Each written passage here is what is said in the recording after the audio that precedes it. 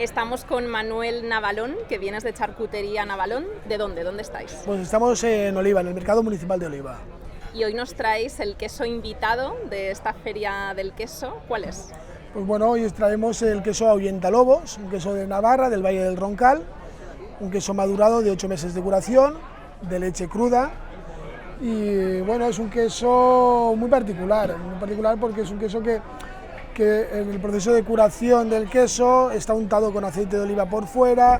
Eso hace que tenga unos sabores muy lineales, un sabor muy agradable al paladar. Y se llama Ahuyentalobos. Ahuyentalobos. ¿De dónde viene ese nombre? Pues mira, el Ahuyentalobos es porque viene el queso se hace con la leche de una oveja, que es la oveja lacha, que según cuenta la leyenda es la única oveja en el mundo que es capaz de hacerle frente a un lobo y ahuyentarlo. Entonces por eso de ahí el nombre de Ahuyentalobos, porque es una oveja con carácter. Entonces de hecho, ya no por los lobos, es una oveja que si te la encuentras en mitad del camino, tienes que rodearla tú porque ella no se va a apartar. Es una oveja que tiene mucho carácter, vamos. Un queso muy especial, sí, como la oveja lacha, ¿no? Que es una raza también muy especial. Sí. ¿Con qué lo maridamos este queso?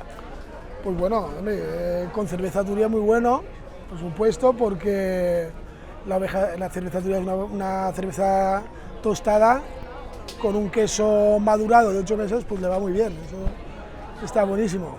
¿Y con qué lo comes tú este queso? Yo, pues mire, como más me gusta es solo. A mí siempre digo que el queso, si es bueno, como mejor está es solo, pero no solo sin nada, solo sin nadie, así es todo para ti. A mí me encanta el queso.